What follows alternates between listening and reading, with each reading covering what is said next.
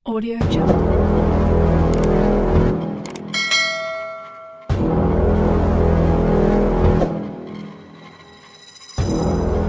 Audio Jungle.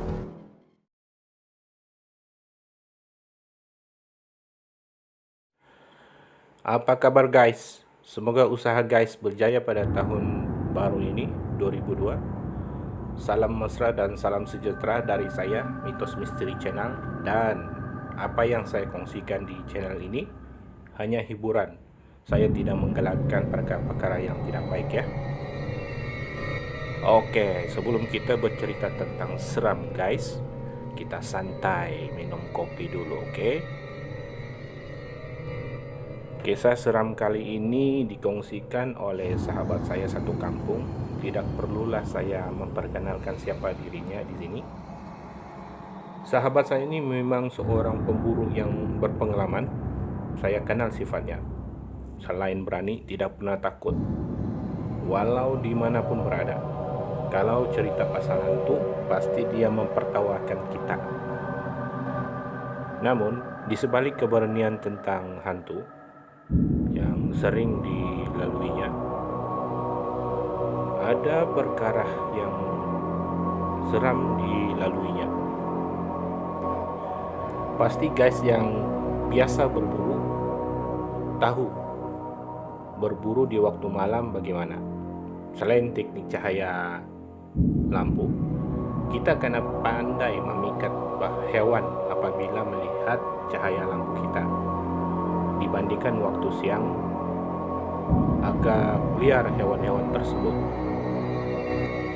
Kalau guys dapat membayangkan bagaimana seorang diri berburu di waktu malam di hutan, saya pasti kalau guys biasa berburu di waktu malam, pasti dapat membayangkan keadaannya.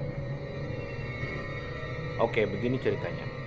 Masa itu sahabat saya coba menunggu di tempat mandi hewan, karena ada beberapa hewan suka mandi di tempat yang memang mereka sukai, dan ini memang kebiasaan hewan mencari tempat mandi dan mandi di waktu malam. Masa itu sahabat saya mencari pohon berdekatan tempat mandi tersebut, dan coba naik beberapa meter ke atas pohon dan membuat tempat duduk agar boleh berehat di atas pohon sambil menunggu sasaran. Dari jam 8 malam menunggu sampailah jam 2 pagi, tidak ada hewan yang datang ataupun kesan-kesan bunyi hewan datang ke kawasan itu. Namun beberapa menit selepas sahabat saya bersedia mendengar, tiba-tiba sahabat saya mendengar satu bunyi seakan-akan seperti tanda-tanda hewan menuju ke arahnya. Kali ini sahabat lebih bersedia fokus agar sasaran tepat kepada hewan tersebut sambil menunggu, dan cahaya lampu juga belum dinyalakan karena harus menunggu tanda-tanda hewan tersebut hampir dekat, baru cahaya lampu itu dinyalakan agar hewan tersebut tidak lari. Tiba-tiba ketika itu keluar satu makhluk seperti manusia, berbadan besar, berbulu, tetapi pendek seperti kanak-kanak berumur 7 tahun hingga 8 tahun. Namun badannya lebar, 2 kali ganda ukuran manusia. Kata sahabat saya, makhluk ini seakan-akan tahu sahabat saya berada di atas pohon, dan makhluk ini berpusing-pusing keliling di bawah pohon tersebut, seperti ingin mencari cara agar dapat memanjat ke atas pohon. Oleh karena melihat sikap dan tingkah laku makhluk tersebut di bawah pohon, tahulah sahabat saya bahwa itu adalah penunggu hutan. Sepertinya dia marah dan coba melakukan sesuatu kepada sahabat saya. Jika makhluk tersebut berjaya memanjat pohon, maka diri sahabat saya ini dalam keadaan bahaya. Oleh karena keadaan agak cemas, keadaan sahabat saya. Muncullah pada saat itu sahabat saya mendapat cara untuk melarikan diri. Kata sahabat saya, dia terpaksa mengambil bagnya ataupun kantungnya yang dibawa dari rumah, membawa memburu. Setiap pemburu mesti ada persediaannya. Mereka mesti bersedia antara perkakas bekas seperti bateri, torchlight, dan sebagainya yang ada di dalam bag.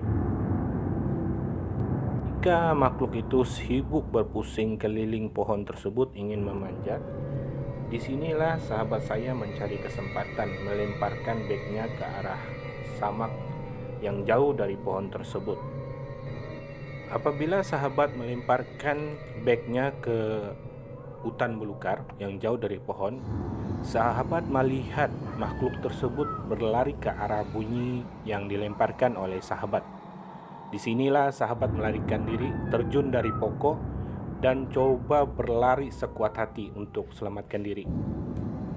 Kata sahabat saya, masa itu dia tidak rasa apa-apa lagi.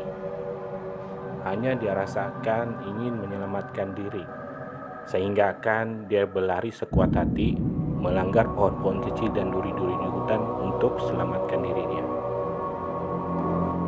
Sambil ketawa, sahabat menceritakan pengalamannya.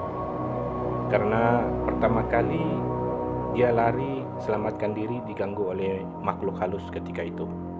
Sahabat juga mengatakan yang dia dapat merasakan firasat bahwa makhluk itu berbahaya dan marah kepadanya, mungkin karena sahabat mengganggu ternakan makhluk tersebut.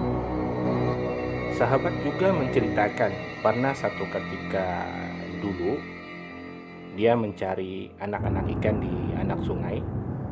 Sungai ini terkenal di kampung saya karena air terjunnya cantik dan sering dikunjungi oleh orang ramai. Pada masa itu, sewaktu malam mencari anak ikan menggunakan lampu torchlight di kawasan air terjun tersebut, memang hasilnya agak lumayan ketika itu. Karena asik menangkap ikan, tiba-tiba sahabat melihat cahaya berwarna hijau di kawasan air terjun. Oleh kerana rasa ingin tahu, sahabat mendekati di mana asal cahaya itu berada. Apabila mendekati cahaya tersebut, sangat jelas seorang wanita tanpa berpakaian di tubuh badan berada di situ sedang berandam dan tidak bergerak-gerak.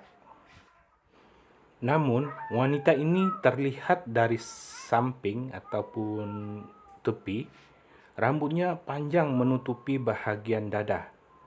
Kepalanya tunduk ke bawah, apa yang mengherankan, leher wanita ini agak panjang sedikit dari manusia biasa. Disebabkan tunduk ke bawah, lehernya seakan-akan patah seperti berbentuk L.